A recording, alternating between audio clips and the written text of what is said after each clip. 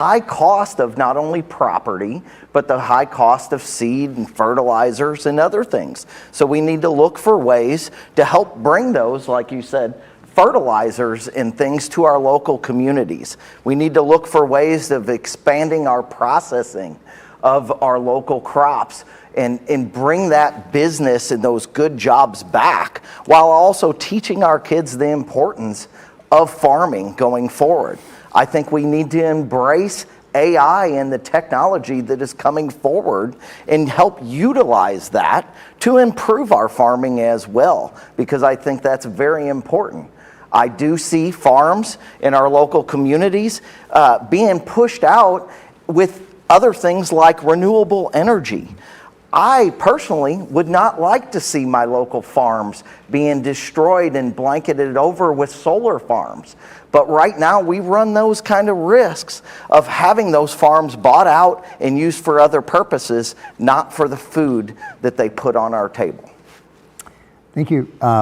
Starting the round robin, Brian, you're going to start next. So one of the popular topics that we got lots of questions on regarding education in our schools. So we're going to talk a little bit about that tonight.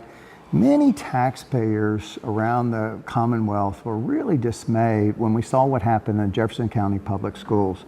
That terrible waste situation during COVID, where hundreds of millions of dollars were squandered, and now we see layoffs, school closing, and who suffers in that? Children. So the question is, talking about our rural communities and education, things like education funding, teacher shortage, workforce training, these are all persistent concerns.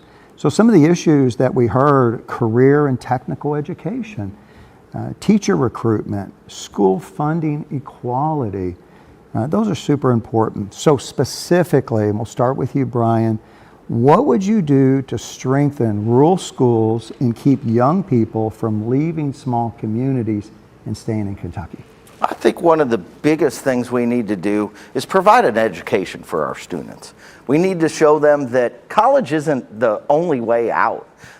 Career and technical programs, they are excellent. One of the things I did as a magistrate in Spencer County was build the workforce program, the Work Ready Communities program, to help build a workforce in our community that helps bring that knowledge back to our local communities. You're going to bring back those jobs, and you're going to get those high-paying jobs when you have the workforce to fill those positions. And I think education is one of the key points there. We need to let our students know that you need to get an education that is going to help build you up in the future, not something that's going to hold you back. And technical areas are one of the biggest areas where we're seeing a loss in the workforce. Plumbers, electricians, welders, they're some of the highest paid jobs going out there for the future. And there is a huge shortage of those positions. And I think it's our duty as parents, as legislators, to help bring those communities and bring those programs to our communities to help provide that workforce to help bring those good jobs. But while also educating our community of the importance of those jobs in the future, and that they're not going away. They're just going to become much more demanded in the future. Thank you. Dallas? Yeah, so a lot of us obviously, we all went to school, and we're all aware of the current state of the Kentucky school systems and where we rank nationally. And we can talk about how that's not wonderful, but post-COVID, our rebound rate, because there was a large academic fall off during that time across the entire nation, our rebound rate actually rates in the top 15 to 10 nationally throughout the whole nation, our kids getting back on schedule. When you're looking at more of a legislative thing that we can do, specifically, we want to look at the earliest intervention possible. If a kid cannot read and they are not comprehending sentences by age 3, then the rest of it is an uphill battle. So we need to have early intervention and fund reading opportunities throughout the community and throughout the school systems as early as humanly possible. The other thing that we run short on is recruitment and teacher shortages. So in the military, we have things like student loan forgiveness, because they want people to join the military and they'll help pay for the education. We could implement that in rural Kentucky and have student loan forgiveness to continue to recruit talented, wonderful individuals into the classroom.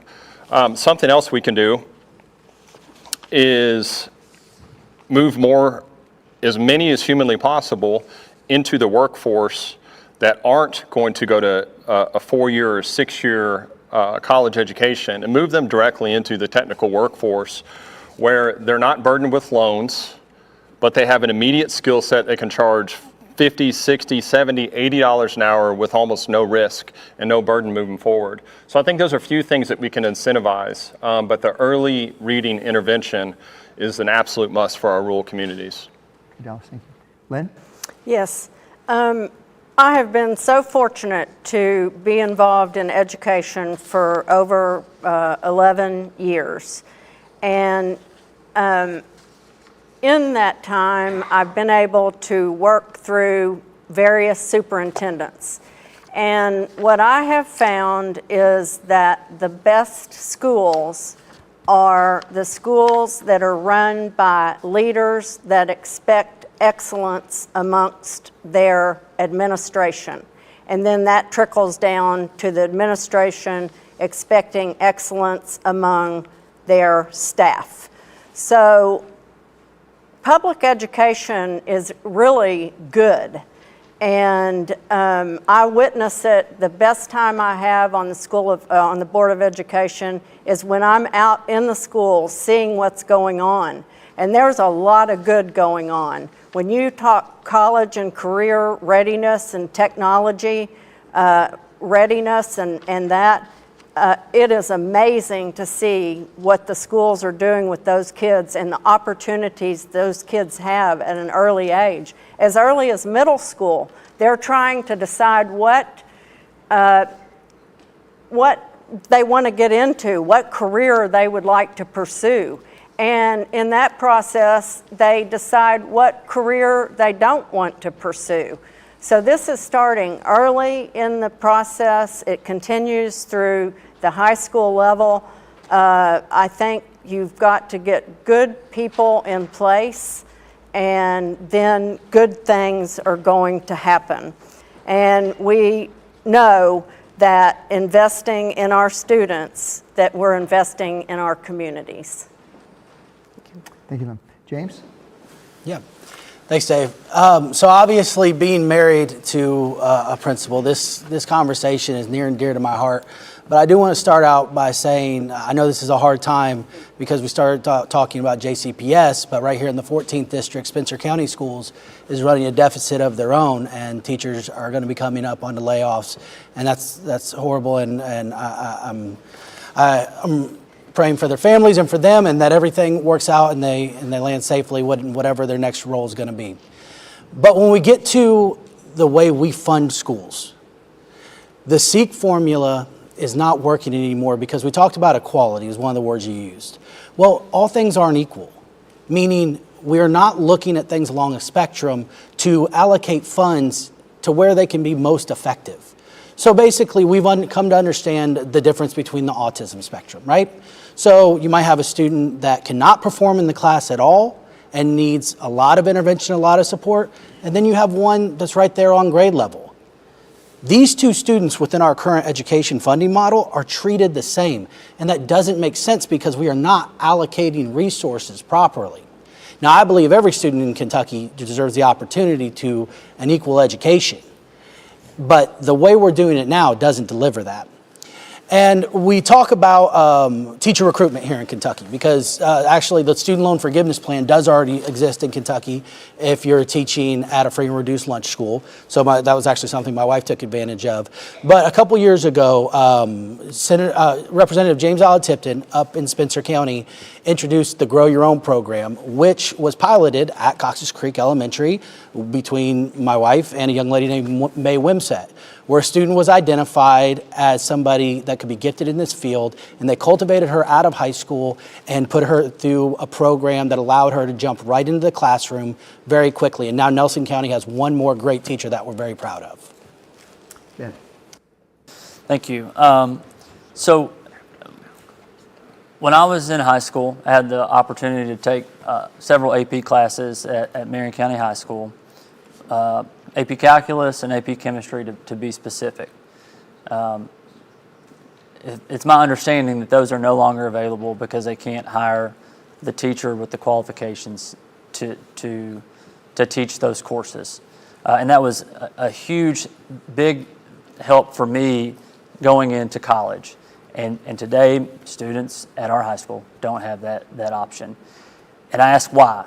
And I'm not an education expert, but from my understanding and the education that I've gotten on it, it goes back to the teacher unions thinking that education is about them and not about the students. If there is a demand for a teacher with certain expertise and we need to pay them more to get them back into the classroom, I fully support doing that. And that's a market-driven thing, but we've got to focus on science and math teachers. And if the market forces change and we need to hire somebody in a different department, then that should be that should happen. You know, the administrative bloat that we've seen, I've seen firsthand. Some of the best teachers that I know, they get promoted to help bad teachers. We need them in the classroom teaching, you know, not trying to bring the bad teachers up. So besides those two things, we need to embrace our tech schools and get students prepared for